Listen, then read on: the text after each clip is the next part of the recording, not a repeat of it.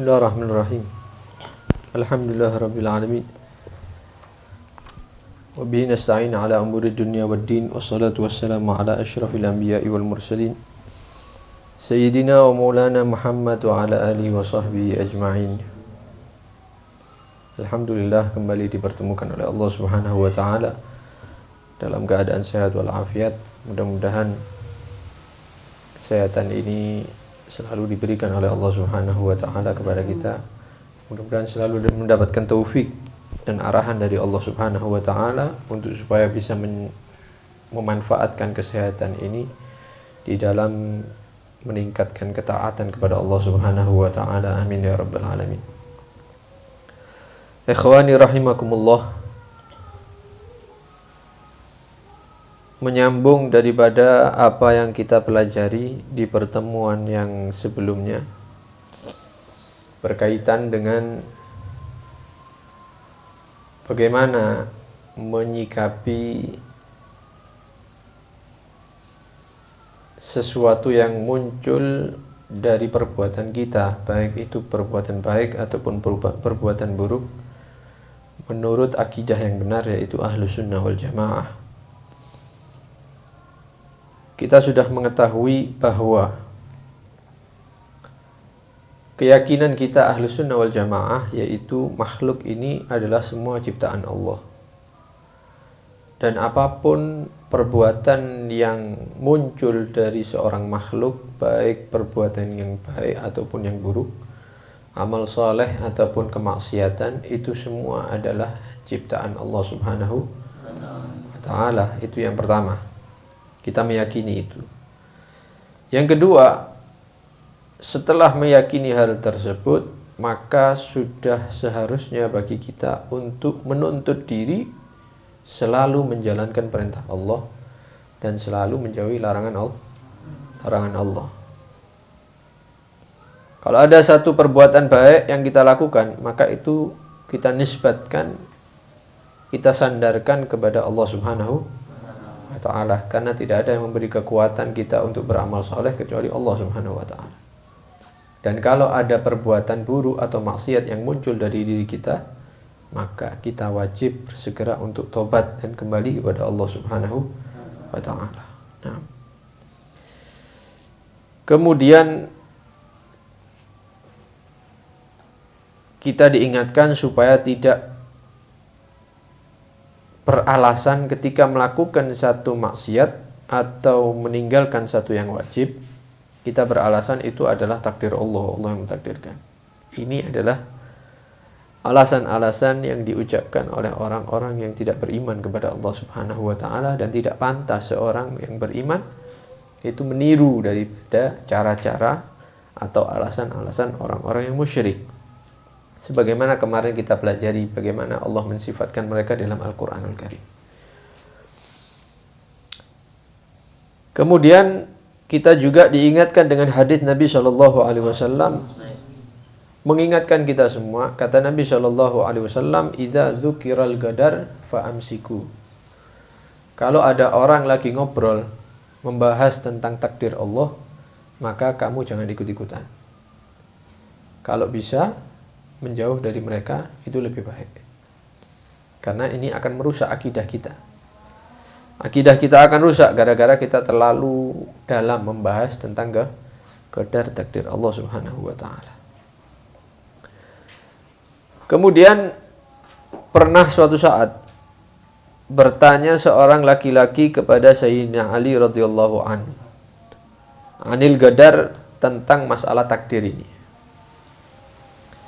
Dia bertanya, bagaimana sih Allah itu mentakdirkan ini, itu, dan seterusnya. Tanya, membahas tentang takdir kepada Sayyidina Ali bin Abi Thalib. Faqala lahu fi jawabihi, maka Sayyidina Ali bin Abi Thalib menjawab laki-laki ini, mengatakan, huwa bahrun amik fala talijhu. Ketahuilah wahai laki-laki, qadar itu, perkara takdir itu adalah bagaikan laut yang sangat dalam.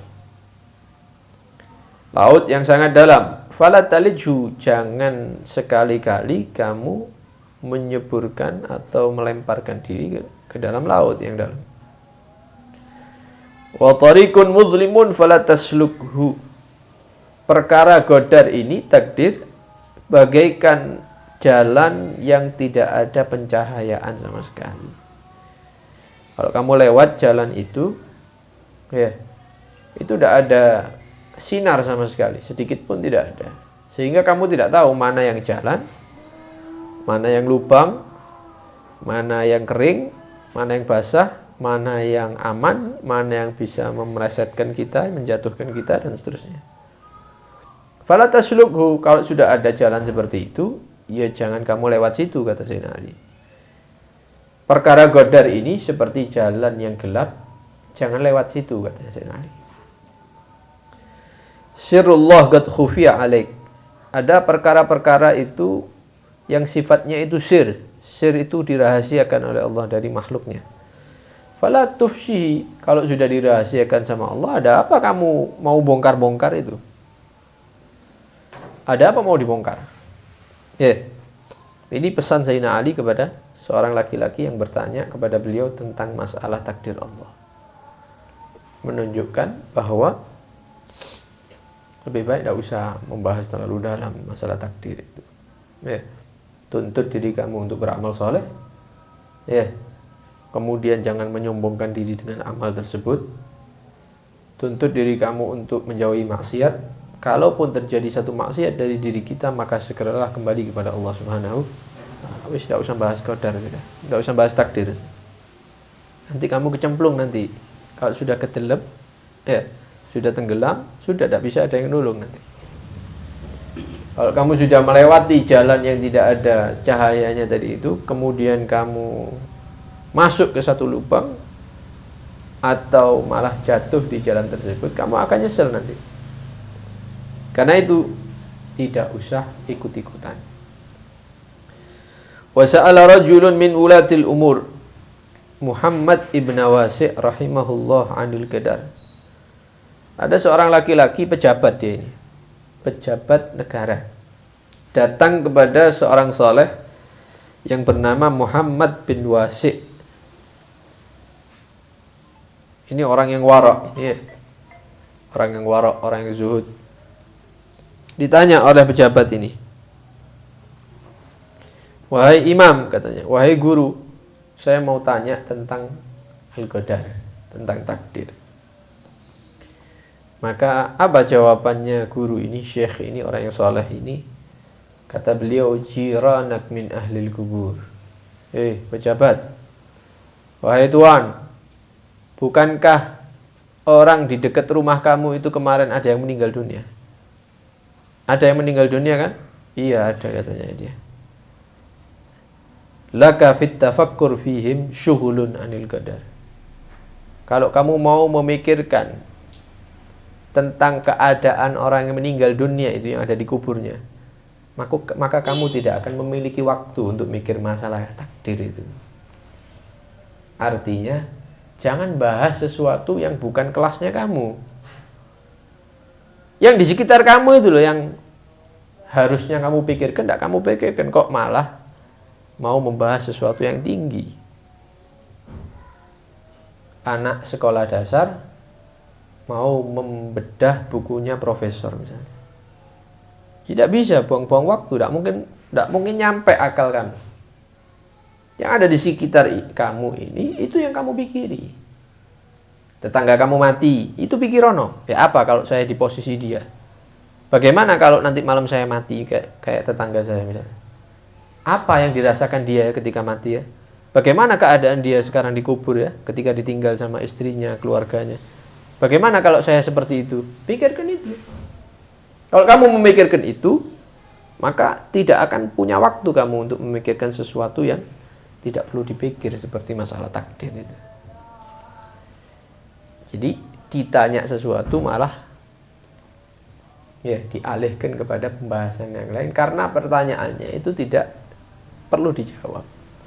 Pertanyaan-pertanyaan yang tidak perlu dijawab. Percuma ya menjelaskan kepada orang seperti ini. Wa qad madha 'amalus salaf wal khalaf min ahli al-haq 'ala al-iman bil qadar khairihi wa syarrihi. Ulama-ulama kita baik yang terdahulu maupun yang baru-baru saja wafat ini semuanya ya jalur mereka adalah beriman terhadap takdir Allah, baik itu takdir yang bagus ataupun yang jelek. Sehingga mereka sepakat semuanya untuk mengimani itu. Kemudian mereka juga sepakat jangan sampai di antara mereka dan murid-murid mereka atau orang-orang yang berhubungan dengan mereka, jangan sampai ada yang beralasan dengan alasan-alasan yang kita jelaskan kemarin. Saya ninggalkan sholat subuh itu takdirnya Allah, bukan saya. Nah, kalau Allah mau ya Allah pasti membangunkan saya subuh itu sholat. Nah, ini alasan-alasan yang tidak digunakan oleh orang-orang Ahlus Sunnah wal Jamaah. Malah ini alasan yang membahayakan. Mereka sepakat ini ya. Tidak ada yang memakai alasan-alasan seperti itu. Dan kalau ada di antara mereka yang mengucapkan kalimat-kalimat ini atau meyakini keyakinan-keyakinan seperti ini, menyalahkan takdir Allah ketika meninggalkan yang wajib atau melakukan maksiat, maka mereka itu betul-betul ingkar, tak senang. Nah, dimarahi kalau memang muridnya itu. Ya, mereka menyatakan itu adalah paling besarnya kemungkaran itu yang dilakukan oleh manusia. Alasan-alasan seperti itu. Fa in kunta min ahlil haq. Sekarang kembalikan kepada pribadi kita masing-masing. Kamu ini mau ikut kelompok siapa? Orang-orang yang ingin menyerupai kaum musyrik, atau kita ini ingin menyerupai ahlil haq, orang-orang yang di jalur yang benar? Kalau kamu ingin mengikuti ahlil haq, ya ikuti jalurnya mereka. Berjalanlah di jalur mereka. Jika tidak, maka kita semua insya Allah pernah mendengar ayat Al-Quran. Allah Subhanahu wa ta'ala, kalau kalian lupa maka saya ingatkan, kata Abdullah Al-Haddad.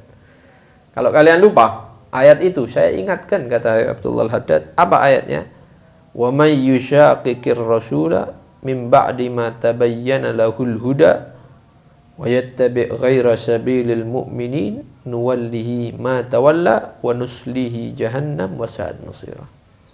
Perhatikan ayat ini.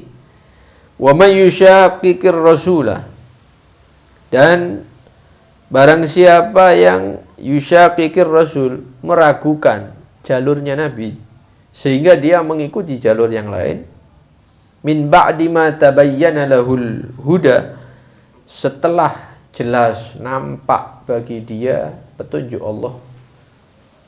Sudah ngaji dia sama ustadz, sudah ngaji sama kiai, sudah ngaji sama habaib, tapi dia tidak mau mengikuti itu, akidah itu, keyakinan itu. Wa yattabi' ghaira sabilil mu'minin, kemudian dia mengikuti jalur yang bukan jalurnya orang-orang beriman, tapi jalurnya orang-orang yang musyrik. Maka apa kata Allah? Nuwallihi ma tawalla. Apa yang dia ambil itu, jalur yang salah itu, maka Allah akan meletakkan di hatinya itu bahwa jalur yang dia ikuti sekarang itu adalah jalur yang benar. Jadi Allah yang memberikan. Kita sudah tahu ilmunya, itu tetap menggok ke kiri, maka Allah akan menyatakan, tak kasih kamu keyakinan bahwa jalur kiri ini yang benar, dan aku perindah itu jalur. Padahal ujung-ujungnya ke neraka nantinya. Dia merasa, oh, apa yang saya yakini ini adalah hakikat, ilmu hakikat ini. Ya, ilmu tauhid ini tingkat tinggi. Semua perkara saya ini Allah yang menjalankan. Ya, zina sama perempuan ini Allah, anak ini ahli tauhid, anak ini. Ya, anak ini hakikat, anak ini. Mereka mempercayai itu karena dia sudah mengetahui ilmu, kemudian dia tidak mengikuti ilmu tersebut. Sudah tahu jalurnya Nabi, jalurnya orang beriman, dia malah mencari jalur yang lain. Mengatakan, masa ajaran itu, enggak, kayaknya itu yang betul ini.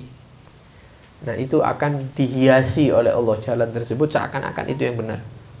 Tapi nanti gimana? Wa nuslihi jahannam. Dia tidak sadar. Aku akan menyampaikan dia ke jahannam, kata Allah. Aku sampaikan dia ke neraka jahannam, wa sa'at masira. Dan neraka jahannam itu sejelek-jeleknya tempat yang dituju. Jadi tak main-main ini ya, perkara ini bukan main-main. Thumma i'lam rahimakallah annahu la yajuzu wa la yasihhu lil mu'min an ya'taqida fi nafsihi annahu la haraj wa la junah alaihi idza taraka wajiban aw fa'ala amran muharraman li'anna al-qadar ghalib lahu wa sabiqun alaihi. Kemudian ketahuilah wahai saudara-saudaraku, semoga Allah merahmati kalian, tidak boleh dan tidak benar orang beriman itu mengatakan, oh saya ini tidak salah, saya ini tidak dosa kalau saya tidak sholat, saya ini tidak salah kalau saya ini minum khamr, kalau mengkonsumsi narkoba, kalau saya ini melihat perempuan. Kenapa? Karena saya ini kalah dengan takdir. Semua itu sudah ditulis sama Allah, saya ini cuma menjalankan saja.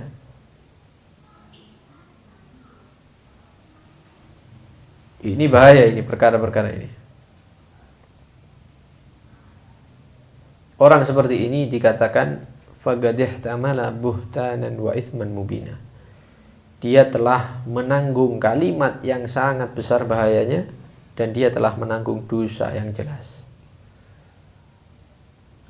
Ditakutkan kata beliau, musibah yang seperti ini juga mengenai orang-orang yang berilmu.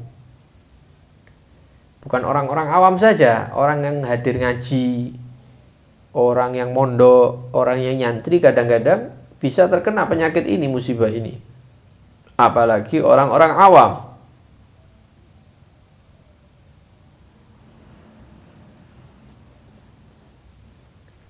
Apa bukti yang paling nyata? Bukti yang paling nyata adalah ketika mereka menyalahi syariat, di dalam hatinya itu tidak ada rasa menyesal. Di dalam hatinya tidak ada rasa menyesal. Biasa, tidak sholat subuh biasa. Tidak ada, ya Allah, kok bisa ya saya bangun jam 5:30 ya misalnya. Ya Allah ketinggalan ya saya sholat subuh, ya Allah. Apa penyebabnya ya misalnya? Gara-gara saya jagongan tadi malam misalnya. Gara-gara ngopi misalnya. Gara-gara saya lihat TV. Gara-gara lihat bola. Mulai sekarang anak tidak mau lihat bola. Kalau di atas jam sekian anak tidak. Ketimbang kehilangan sholat subuh misalnya. Itu dia melakukan sesuatu yang haram, itu dalam hatinya tidak ada, ya Allah salah ya saya, tidak ada. Malah dia bahagia. Enak ya tadi ya. Nikmat ya tadi ya. Ya apa ini? Dia ngerasakan enak tidak? Oh iya sama anak. Kepingin anak lagi. Nah, ini tanda bahwa orang ini kena musibah ini hatinya. Hatinya mulai terkena musibah. Maka hendaknya selalu bertakwa kepada Allah Subhanahu wa taala, ya. Kemudian mengoreksi diri. Kemudian berusaha keras untuk menghilangkan perasaan-perasaan, keyakinan-keyakinan seperti itu. Dan ketahuilah sehingga Allah Subhanahu wa taala tidak akan menerima alasan kita kalau kita menyatakan, loh itu takdir kalau saya.